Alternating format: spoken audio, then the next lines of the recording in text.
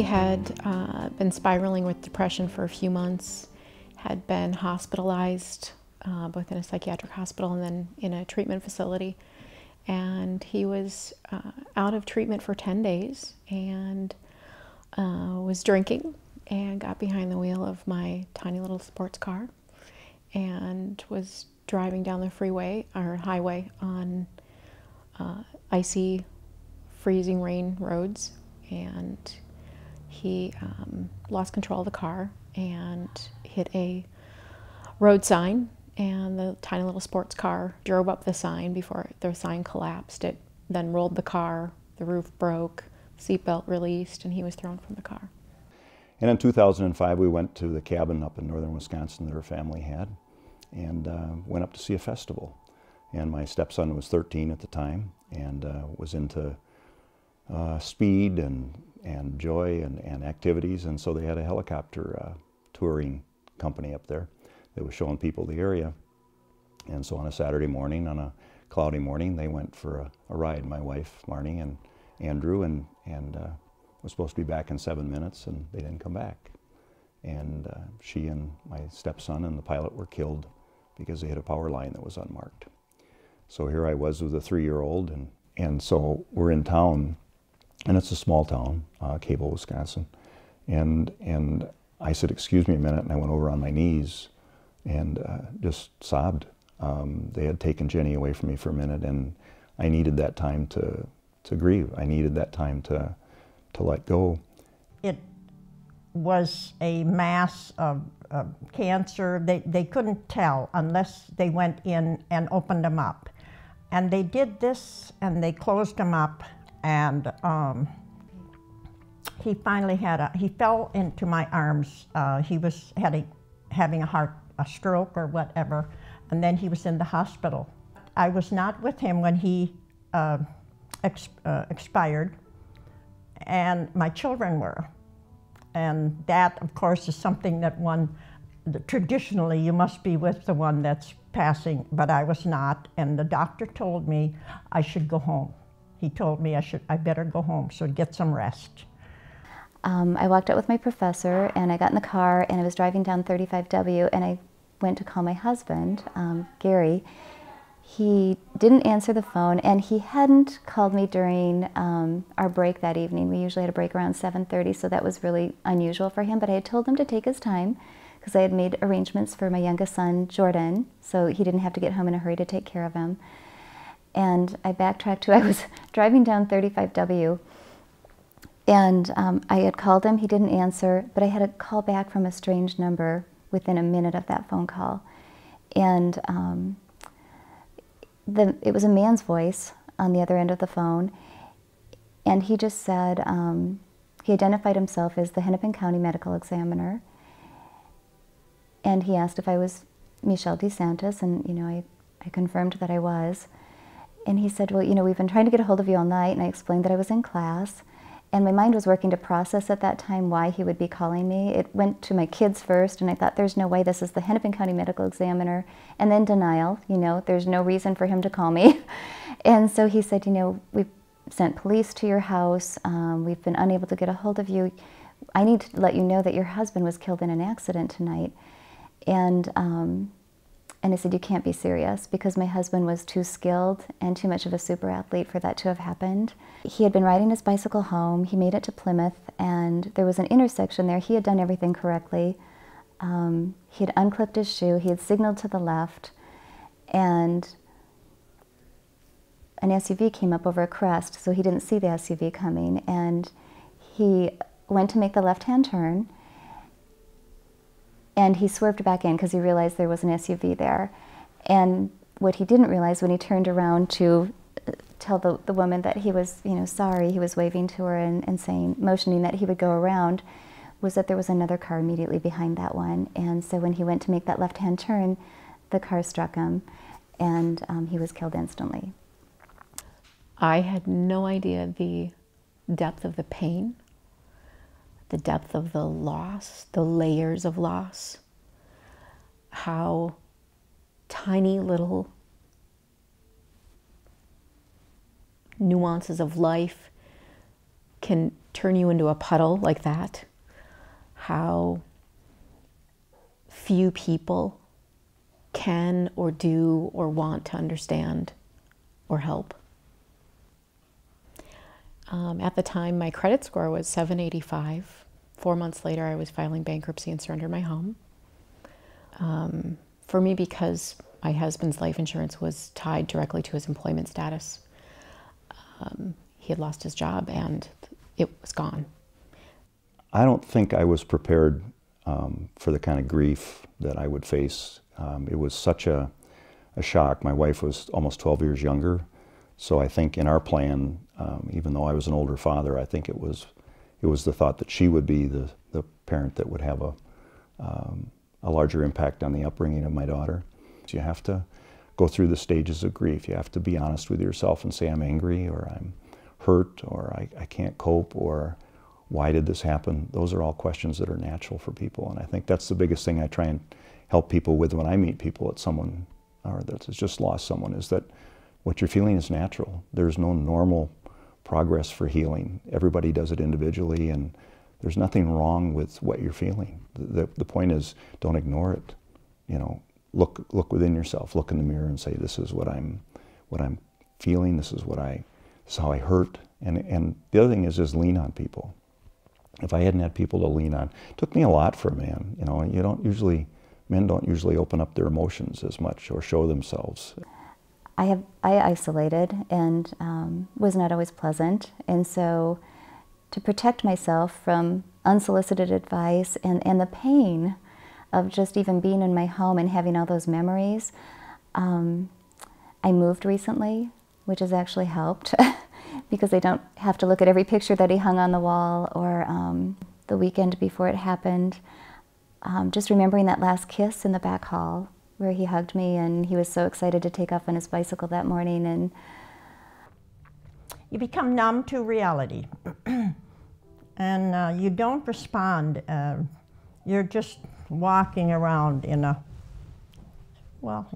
maze for days. You're not your normal self, and it's difficult for people to understand. Even my children, I think. It was really important to let go so I could grow.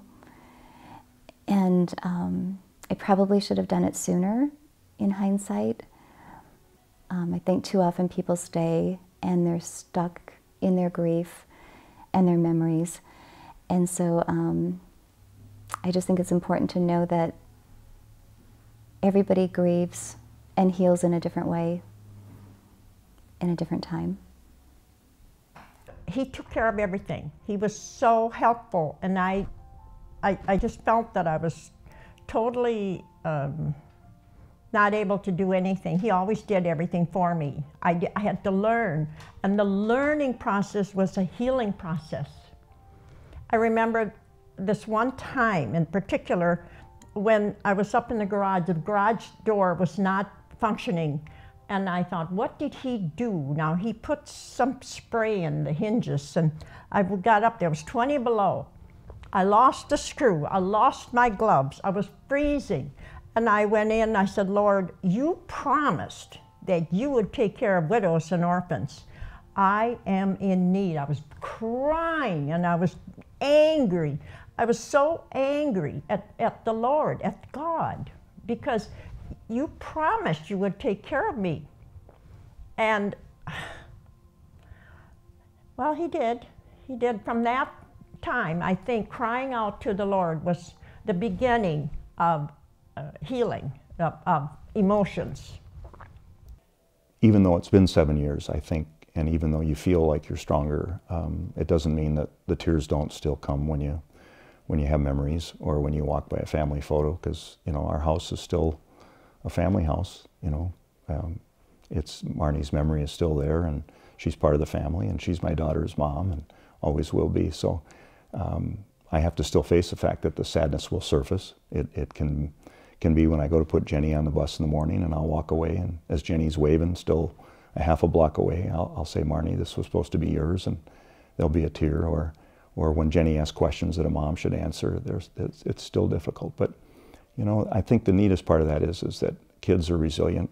I think if you show that you have great memories, if you don't ignore the past, if you don't try and forget those people. I mean, my little girl's starting to wear her mother's granny gowns, just so we kept a few things so that she can say, this is mom's, and she'll grow into a few of those things. So, you know, losing someone doesn't mean life ends. Losing just means that we have those great memories and that there will be life with them again someday. I was about 2 years into my journey and reached out to another widow, and she took the time to meet with me over lunch and asked me my story and told me her story. And it turned out that we had gone down very, very, very similar paths, and seeing where she was at and the hope and the joy and the peace that she had found was a pivotal turning point in my journey, my process, my desire to continue to grow and heal. It takes intentional steps to get back into the world and back into relationships with friends, family, and it's as little as taking baby steps in the morning, getting out of bed, getting dressed, and what I found to be the most important thing is getting in the car and going somewhere. It's just so important to get back out there and to mix with people. We really tend to isolate in our grief. I found that, and I've heard this from other widows especially, but there's a lot of unsolicited advice out there. Sometimes you hear from a family member that you should be done with your grief at 6 months or 12 months, and it just doesn't happen that way. It takes way longer than I would have ever imagined to come back out of that grief. I lost my husband 2.5 years ago, and I'm just starting to feel joy in the journey again. There are days where I've always appreciated things, but I'm actually starting to feel the joy again. So, and that's 2.5 years. So I look at life now and say, look back and go, I can see the purpose in all this. It doesn't mean that the hurt goes away, but it does mean that I can look back and say, okay, I can see now why this person came into my life, or I can see now why this lesson occurred, or why I'm feeling this way. And that makes me even stronger. I have to relinquish some of these things that go along with grieving, and let it go. And just say, okay, thank you, I'm here, I'm well. And pick out, just look through the light in the tunnel. Look through and thank him for the sunshine and for what he has done for you. Found God's grace and accepted the Lord, and without that in my life, and without his preparation for me, and I can look back now and see where his plan was all-knowing. Marnie came into my life for the purposes of not only giving me a beautiful daughter, but also leading me to the Lord and to my faith. And without that, I think it would have been easier to just not cope. I think the biggest part of my walk afterwards was I knew I wasn't alone. I knew that there was someone with me. For me, it took my grounded faith in Christ to give me the hope and the desire to continue to move forward. I knew that I'm still here. That means I'm here for a reason, and I want to make the most of every opportunity I have to help anyone in any situation. And I happen to be very experienced in being a widow, and don't want any other widow to have to travel the same path I did if I can make it softer or more comfortable or easier. What I learned subsequent to the loss of my spouse is that 800,000 women are widowed annually in the United States. I learned that 75% of friendships and support base will be lost subsequent to the loss of a spouse. And that was one layer of grief I had no idea. Another really interesting statistic that I've learned is that 60% of those that have lost a spouse will experience a serious illness in the 12 months subsequent to the loss of that spouse. And talking to other widows and widowers, they have experienced cancer, they have experienced huge weight loss or huge weight gain, pancreatitis, one of them experienced. I mean, The illnesses are astonishing, and people are not aware of that. Those that lose the spouse are not aware, their friends and family are not aware. So to educate others about what the widow is going through, or the widower is going through, is really important. The reason I'm putting together Widow's Hope is I feel like it's just so important for women and men who've been through the experience of the loss of a spouse to connect with one another. Our goal with the Widow's Hope organization is to educate others, to educate widows and widowers, to help them in the time of their loss, to understand what's going on, to provide resources for them emotionally, physically, spiritually, and even financially. We want to help their children to make sure that they can continue on in their extracurricular activities after school. The financial piece, what we've learned recently is most people in the world are underinsured, and so they're not prepared for the loss of a spouse. So what we're trying to do at Widow's Hope is bring widows and widowers together to mentor each other and to meet and to encourage each other. That's one of our main purposes. The other is to help people through the really unwelcome path that they're walking. It's a journey that none of us wants to be on, and others of us that have walked that path can offer a lot of hope. We can also offer the resources that they need to educate them and those around them to make the experience more palatable.